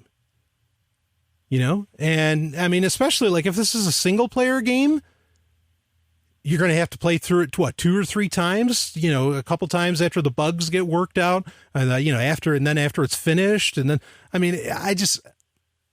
there's something not right here. I feel that way, that there's something not right.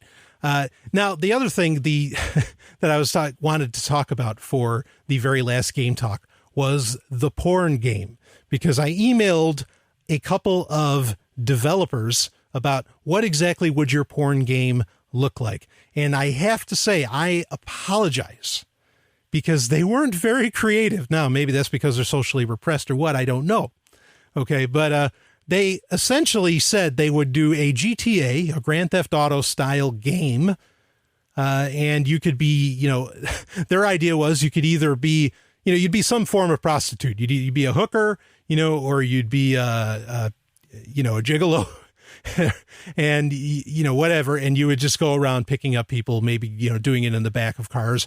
And maybe there'd be some kind of drama filled around it to where, like someone would get shot and you've got to find out what happened to this person, and you sort of, sleep your way to find the murderers and all this stuff. So it really wasn't very inventive. And that's why I never did a full on game talk about it, because I didn't really think it was that worth it. So, I mean, I almost think it'd be funnier if you take a game like, what's that game that Stardock developed, Political Machine, that they were coming out with every 4 years, that was actually really good at predicting who the next president was going to be. It was a political simulator. And maybe you could, have that, and you could really add in the simulation of, sleeping with, you could be, I can't even remember these slime balls names, but the guys in New York, that were paying $9,000 for prostitutes, or you could be Bill Clinton or something, and you could really do the full simulation, go all the way. Let's just show how slimy these politicians are. Now, not that I'm against them having sex with multiple partners, but don't go on stage acting like, yes, I stand for God and America, and then doing that. That makes you slimy. So maybe that's what it should end up being. Anyway, boy, it felt like quite the cock tease, didn't it? That the whole porn game thing. But this is the last game talk. I'm not going to let you know if there's other segments going away. You'll have to find out next week. Tonight, Knight Rider crashes into your living room. I don't believe this. Well, you'd better believe it. A lone crusader for justice drives this crime crasher. The world's most fantastic car. And together they can do just about anything. After all, we're only human. Don't press your luck.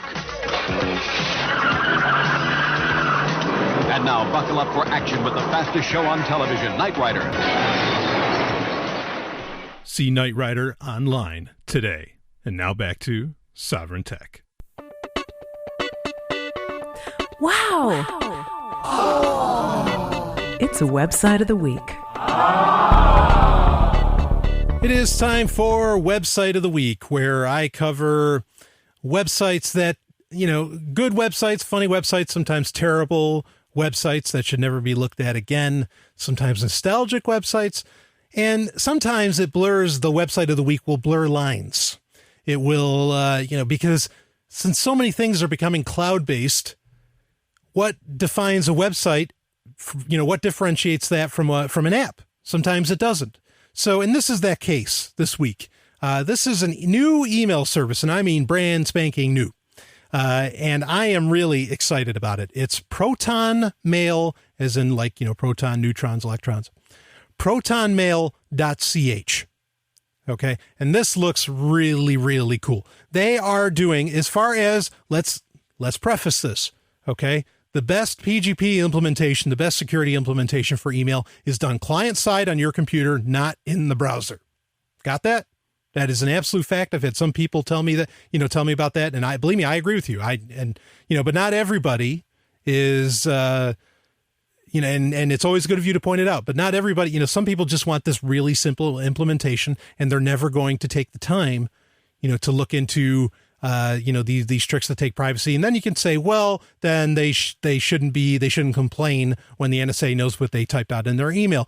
Yeah, sure. But, it is important to create these ease of use implementations. It's like, okay, blockchain.info is a great wallet for what it is, but if something happens to blockchain.info and you didn't back up your stuff or whatever happens, I mean, that can be kind of a problem. Or we talked about the centralizing issue of blockchain.info's API, that so many things use the API. And if that API goes down, a lot of wallet systems, a lot of payment systems shut down. And so you don't actually have complete control of or complete use, because if the API goes down and they're stuck in blockchain, you can't really go sending it out. You'd have to import it into another wallet. You don't have complete control. It's better to have a client-side Bitcoin wallet like like Mycelium on your Android device. Yes, that's all 100% true. But at the same time, blockchain.info is very handy to use for other things. And so maybe this is a case where with emails, some browser-based emails, it's good to have that quick, hot, and easy thing that you have that you can access from wherever you are. But just keep it in mind that it might not be 100% secure. But the closest thing I've ever seen to a browser implementation of 100% security is protonmail.ch. This is really good. It's using OpenPGP, AES encryption. Yeah, I know about RSA and backdoors and all that stuff. A lot of people feel that maybe AES was never really broke into, whatever. Anyway, as far as anything that anybody can do, protonmail.ch looks good. As far as any security thing that we're aware that could possibly be done, ProtonMail is doing it, and they're doing it right. Okay. You have to have 2 passwords for this. There are limitations on how many messages you can send right now. The email, the encryption works automatically, okay, between any ProtonMail address, and it can work through symmetrical encryption to other email addresses. But I don't think you can receive, like, say, a PGP email from a Gmail address and be able to unlock it in ProtonMail. So keep that in mind. But these things are going to get better. ProtonMail, they're so new. They're putting in new features all the time. They have an app that's going to have added security. There is a 2 password system. There's the password to access the web page, and then there is the password to unlock your mail. The one to unlock your mail you cannot change, so make it a good one, okay? Because it's actually going to end up being your PGP key, or not your PGP key, but it's you know what I mean. So keep that in mind. But this is really great. Like I said, they're doing it right as far as how it can be done online. And they say it's going to be free forever. And it's based in Switzerland. The servers are not in the United States. That's a huge plus. That's why I use GMX. I know that has a server in Kansas, but anyway, let's go on. Hey, everybody. It's Stephanie. I am the Sovryn Tech producer. But did you know I am also a voiceover artist? Yes, it's true. I make audiobooks, commercials for your business. I narrate explainer videos. Pretty much any audio project that you can think of, I'm probably willing to work on it, or I have worked on it in the past. And if you want to hear some samples of my previous work, or you want to find out a little bit more about what I do, then I encourage you to check out my voiceover website, which is smvoice.info, smvoice.info. Now back to Sovryn Tech. Hacker Stories. It is time for Hacker Stories. This is the last Hacker Stories. We'll just have to see. Again, with the email thing in the last segment with ProtonMail, I think it's important to be using security services that their servers are not based in the U.S. Like I mentioned, GMX, I am aware they have a server in Kansas. I make sure my GMX mail does not go to that. Okay, full disclosure.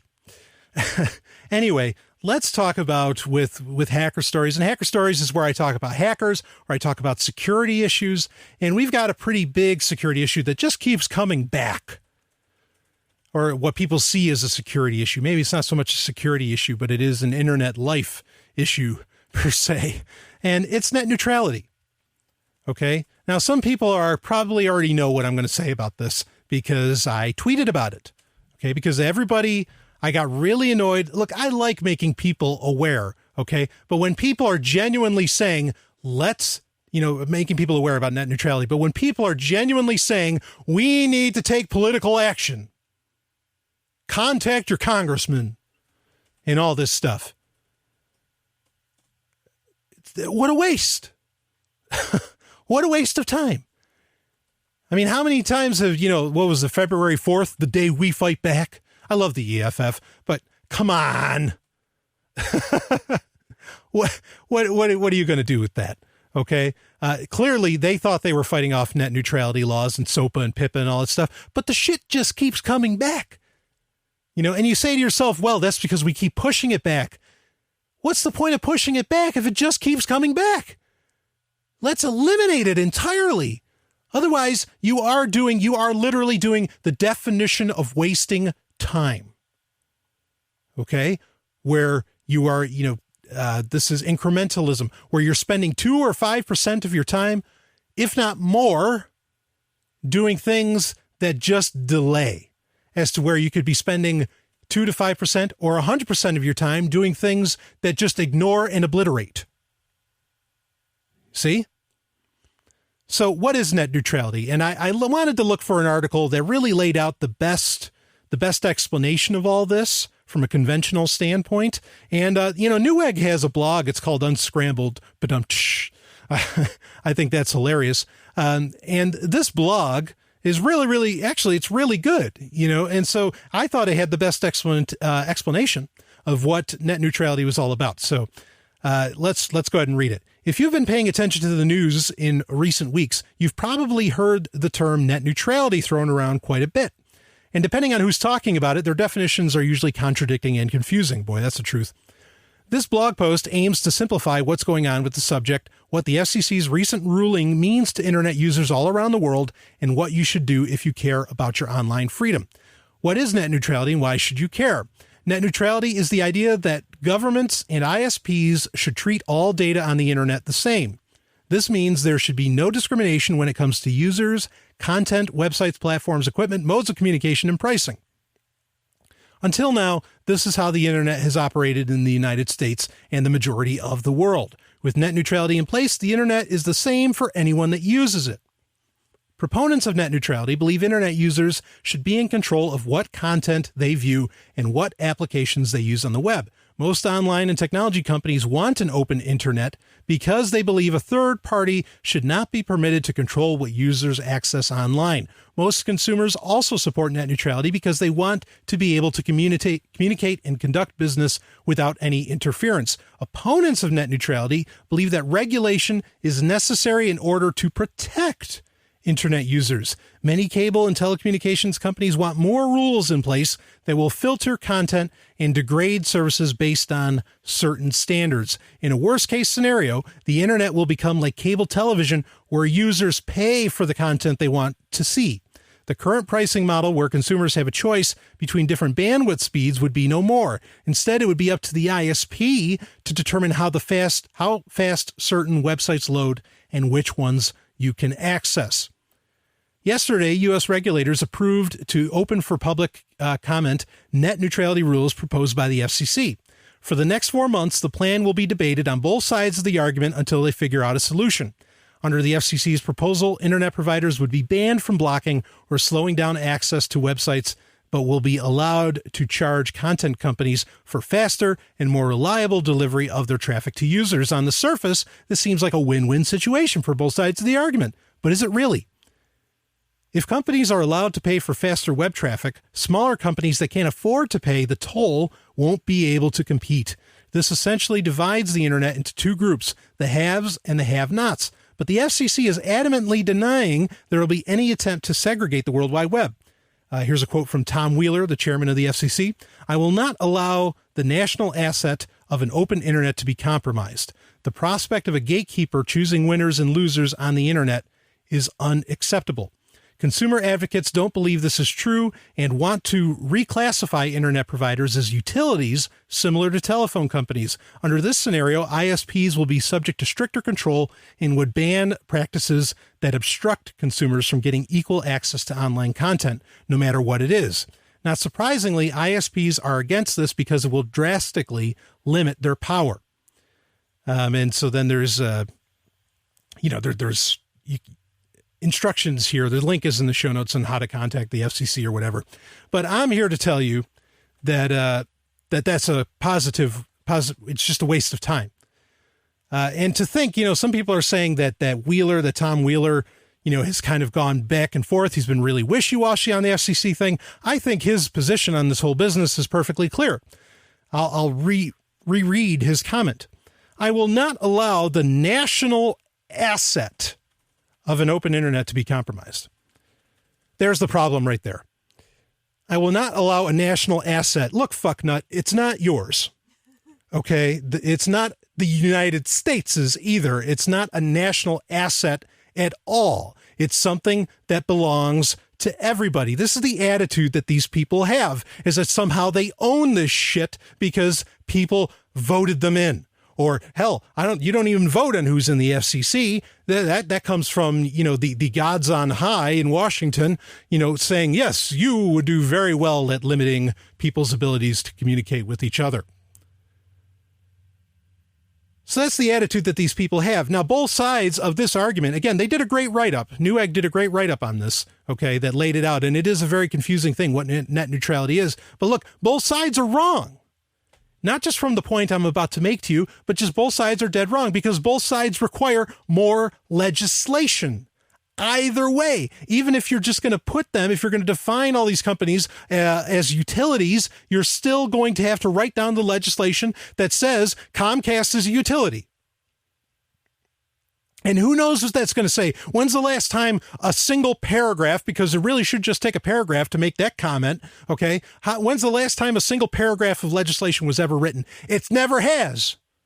It's always, I think the shortest bit of legislation I've ever read was for the federal highway system, the interstate highway system. That was 24 pages. 24 pages.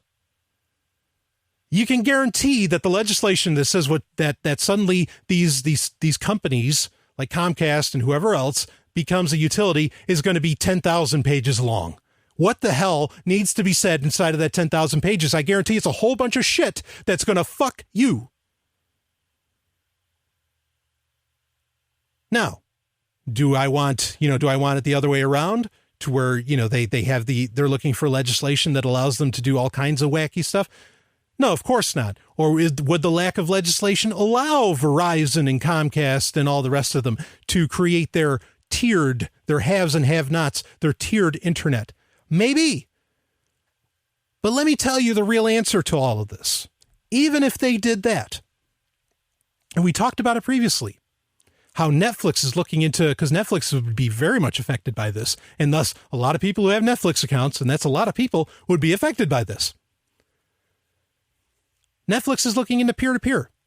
That way that totally circumvents any of the shit they're talking about here, okay? But that's the real answer.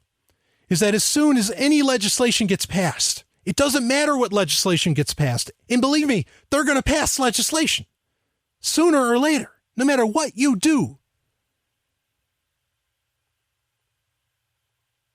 No matter what, technology companies, the tech industry, as it has always done for decades, will just work right around it.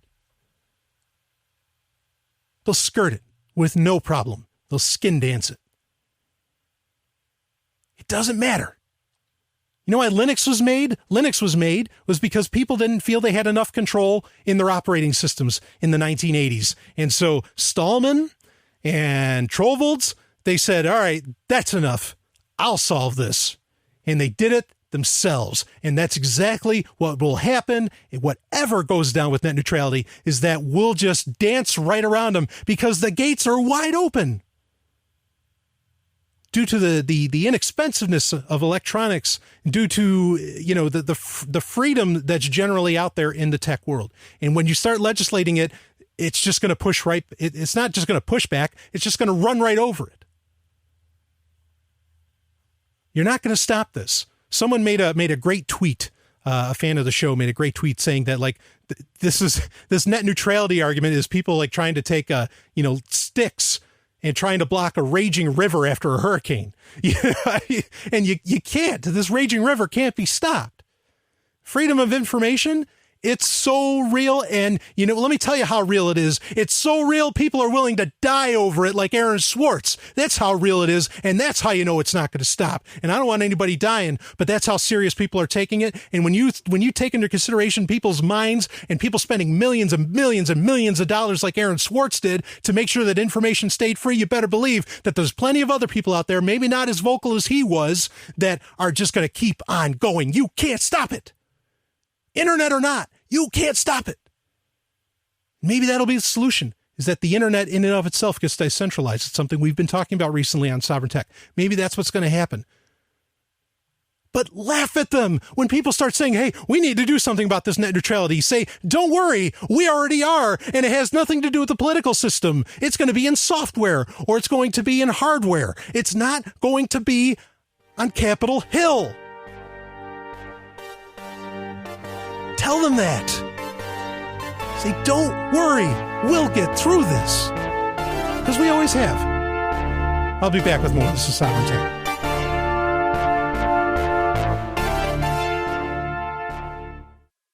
What does freedom mean? Tune in to LRN.FM to find out. LRN.FM is the Liberty Radio Network, a collection of live talk radio and podcasts, all coming from a principled pro-liberty perspective. LRN.FM show hosts aren't left, right, or conspiracy kooks. You can tune in 24/7 to LRN.FM via your phone, computer, satellite, and more. Listen free anytime at LRN.FM. That's LRN.FM. Would you like to play a game? Game of the Week. It is time for Game of the Week, where I talk about a video game that maybe went under the radar, with all these AAA releases coming out. Maybe it's something that that needs a good reinstall from the past, or maybe it's a game that's up and coming, in the near future. I've done that quite a few times, and I think I'm going to do it this week too, because this game sounds positively amazing. I can't wait to play it. And it's coming out in November of this year, 2014, apparently. And the titular character of this game, you actually get to play probably one of the toughest. I mean, you get to, this is a unique game where you get to play a character that is actually a real person. And this guy, I mean, you play a man. He has been voted one of the most beautiful men in the world.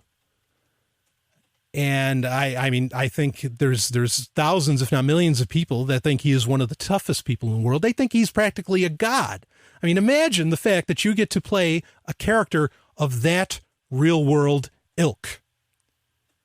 I can't wait to play this. And the character you're going to play is Kim Jong-un. Yes, that Kim Jong-un of North Korea. And and the name of the game is Glorious Leader, and it's a bit of a platformer. Actually, kind of looks like a Contra almost, type game, or Operation Wolf. No, it wasn't Operation Wolf. I forget what that game was. But yeah, it's coming out in November, and you are fending off the invasion of the Americans into North Korea, and Kim Jong-un is totally on his own, and he has to do it. I have it on good authority that Dennis Rodman will be in the game, and there will also be appearances of other characters. I imagine Dennis Rodman will probably help Kim Jong-un. So you get to go in a secret underground bunker. You get to ride Kim Jong-un's amazing flaming unicorn. I mean, this game's got it all. This is going to probably be one of the greatest games of all time. I can't wait. Anyway, in all seriousness, I can't wait. I think the situation in North Korea, the lack of freedom in North Korea is admittedly not funny. Okay. But this game is that sheer amount of ridiculousness that I can really appreciate, and I'm going to play it. I mean, there's a bunch of little games like this. There's like Charles Barkley's, RPG Jam or something like that, where it's just these games with these ridiculous characters that you just would never expect or Gaiden Jam, whatever that Charles Barkley game is. Great game. And you play these games, and they're so over the top that they're grand fun, and so I expect the same thing with this one. Again, I'm being quite serious when I say that this game is actually probably going to be quite a bit of fun. It will remain to be seen. It's driving conservatives and quote unquote proud Americans nuts. So I appreciate that too. But it remains to be seen if Kim Jong-un can actually win the game, like as in will the game let him, become the glorious dictator of the United States of America. I mean, might as well be Kim Jong-un. It can't get much worse than the people we've had in office for the past, since Calvin Coolidge? Was he like the last great president, even though great president's an oxymoron?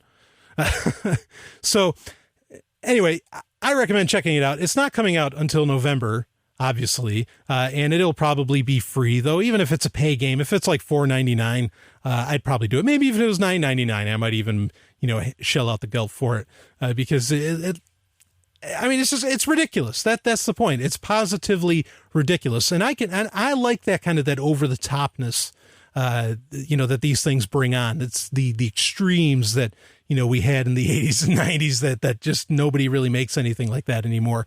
And so this is just one of those crazy games. Now, if it offends you, that you're playing the dictator of North Korea, I challenge you to say, how is it not offending you that you are playing an American soldier in a game of Call of Duty? Hey?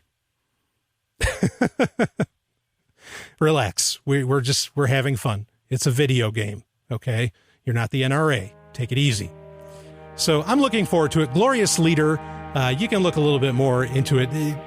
Hell, there's the chance it might not even come out. Maybe people will make such a stink that they'll have to edit something kind of like people did in the 90s with Mortal Kombat for Super Nintendo. Remember that? Oh, no blood.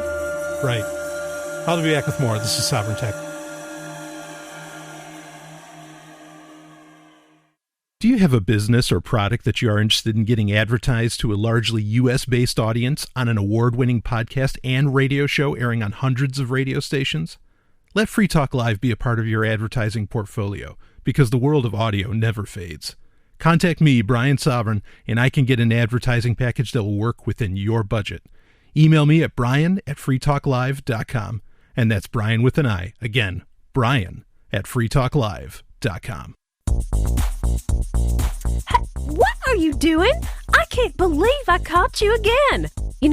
Jesus doesn't approve of this little habit of yours. I know, baby, I know it's wrong, but it feels so right.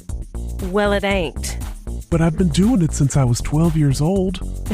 It's nothing but a sinful perversion of nature, if you ask me. But, baby, I don't ever want to stop looking at tech websites, new gadgets, video games, software, or any of that stuff. Well, then I'm leaving. Okay. Bye. Pick of the week. It is time for Pick of the Week, where I generally just geek out. Now, I want to let you know that next week's Pick of the Week, I want you to be looking for that. It is one of the most, it is a project that while I was reading it, I was almost moved to tears. And so I really want you to look into that. And actually, this week's Pick of the Week, again, Pick of the Week, I talk about whatever, a movie, a TV show, a book, a product, a topic, whatever. I can talk about anything. It's where I really, really, really control the show. And but this week's Pick of the Week, I've talked about in the past. I said, yeah, I'd love to do this for Pick of the Week, but I don't know if I could get through it without welling up, without almost literally crying. But I'm going to do it.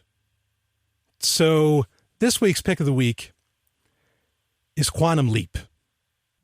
Quantum Leap was a show, ran 5 seasons, came out in 1989, ran until 1993, had Scott Bakula in it, who you may know from Enterprise. He played Captain Archer, did a great job in that. In fact, a funny story, I called that in 1998. I remember I was talking to somebody and I said, who'd make a great Star Trek captain? Scott Bakula would be awesome. And lo and behold, years later, he did. But anyway, I'm sure that's on video, me saying that somewhere, because I said it at a convention. And he plays a character, Dr. Sam Beckett, who is from the future. And he essentially finds out that he has this idea of string theory with time. And he finds out that he can go back. The intro to the show says theorizing that one could travel through time within their own lifetime. Sam Beckett hops into the quantum accelerator and vanishes. That's essentially the intro. So he figures out that he can travel back in time as long as it's within his own lifetime. Now, there are episodes where actually he finds out he can, as long as the person's in his genetic lineage, he can like go back even further. Like there's an episode where he goes to the Civil War era. And anyway, and what he does is he ends up inhabiting someone else's body. But the weird thing is that every time he does this, he finds out that he has to like solve this person's problem, kind of set history straight as he's traveling back in time. And it was a phenomenal show. It went 5 seasons for a good reason. Because it touched on so many social issues, had a lot to say about history. Really cool. And obviously the show's not on anymore. But before I say more about it, okay, I want someone else to talk about it. Someone whose opinion I value quite highly. Someone who's a personal hero of mine. And that would be the author, Harlan Ellison.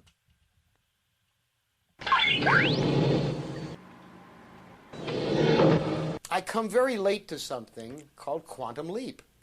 And Quantum Leap, I just never watched it very much when it was on network. Now it's on the USA Network, which oddly enough is the parent outfit of the Sci-Fi Channel. And I want you to understand that this is not a hype for them. They didn't ask me to do this. I come to do this to talk about Quantum Leap because I caught a wonderful episode in rerun the other day on USA Network. It was about, it's where Scott, I guess it's Bakula, is that the way it's spelled? Scott Bakula goes back to the 50s and finds himself a member of the Ku Klux Klan and doesn't want to be and has to teach his son that bigotry and racism are bad. And I watched this hour, even in its edited, what they call stripped form, and it was absolutely astonishing. I thought it was one of the best lessons I had ever seen given on television about something like racism and bigotry, which is so deeply ingrained that most people suffer from it and don't even know. And I had begun watching Quantum Leap during the last season and was very much impressed by it. I'm sorry it's gone. I'm really sorry it's gone. And I'll tell you why, not so much for the story. Stories can be told in almost any format. But today, very few people have a sense of time. They have a very small sense of tick-tock, tick-tock. What they have a sense of is right here and right now. It's as if the world began this morning and will end tonight. They don't understand that they are all linked into a long chain that goes all the way back to the dawn of time and goes all the way forward to the end of time. And so they're careless and they're callous and they litter and they hurt each other and they do all the stuff that you're advised by all the best religions not to do. And here was Quantum Leap, this show that said, time is a mesh, and you are trapped in that mesh, and it goes on forever, and what you do has repercussions, and you are not alone. You are not alone in that boat going down the river. And I guess I'm sorry to see a show that has that serious and wonderful a point gone. And so, like a dolt, I come late to say, goodbye, Quantum Leap, and stay in syndication and rerun forever, because the human race really needs it.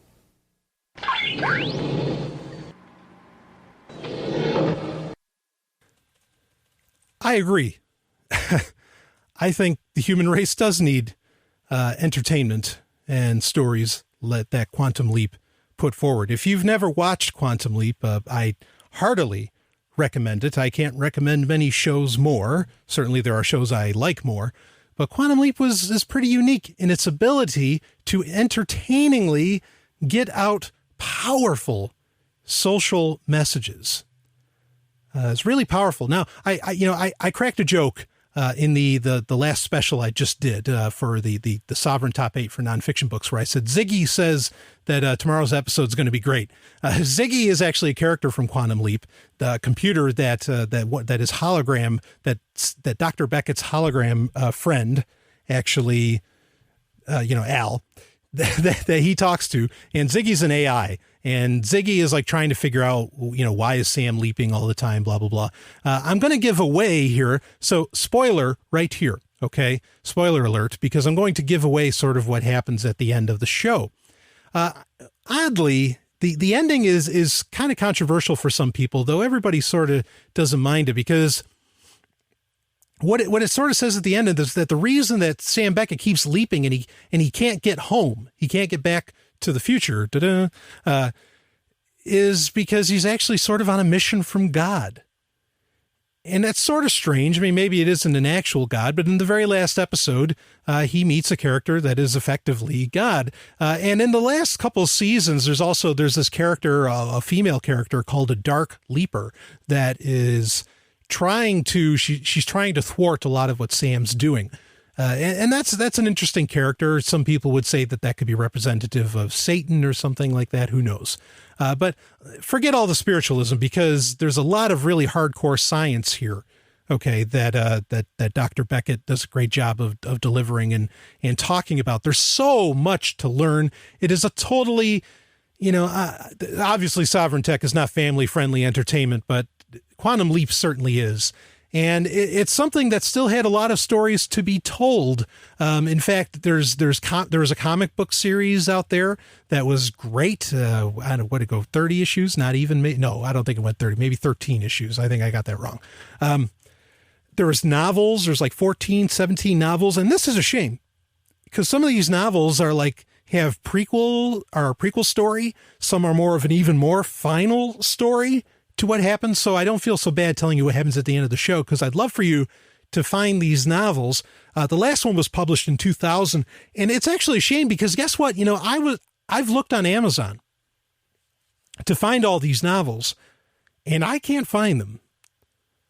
I mean, there's quite a few. There's a full listing. Obviously, people out there have them, but boy, wouldn't it be something if somebody had the temerity and the time to get all of these collected and get them scanned. There's book scanning services out there, $1 book scan, phenomenal, and upload that stuff so that everybody can appreciate it, because no one's making money off of these anymore. And I, put a Bitcoin address on it when you torrent this stuff, and then I'll be sure to donate to you. At least it's something, if someone did this, because I think this is really, really needed, because those novels were fantastic and very important to the story. So, but yeah, I mean, Quantum Leap, fantastic show, very well remembered. A lot of people actually get annoyed because the DVD releases that are out there, you can get torrents of it.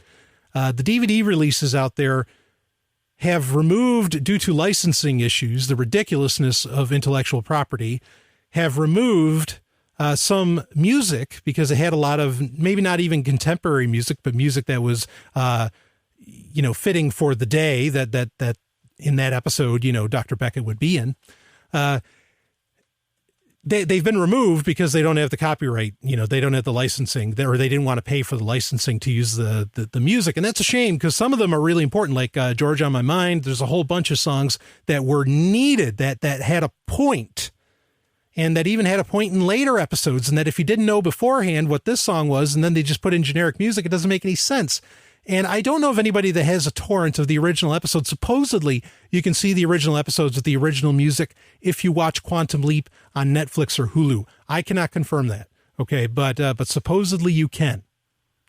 So that's something to consider. But watching it, even without that, watching it just as is, downloading it from cat.ph or the Pirate Bay or whatever, however you care to watch it, or some of the free streaming services out there. You'll still get the message. You'll still get the point. And there are so many messages, not just the racism one. There's tons of messages to get out there. And so many things to think about. I mean, unfortunately, Sam Beckett never becomes an anarchist during the show. I kind of wish he did. But there's a lot to be said, and like there's episodes where he ends up in a mentally handicapped body. There's even funny ones where he ends up in a chimpanzee's body. I mean, it gets pretty wacky at times, but always a lot of fun, and always it really makes you think. I mean, it makes you think about some really deep, hard social subjects. Forget the political ones.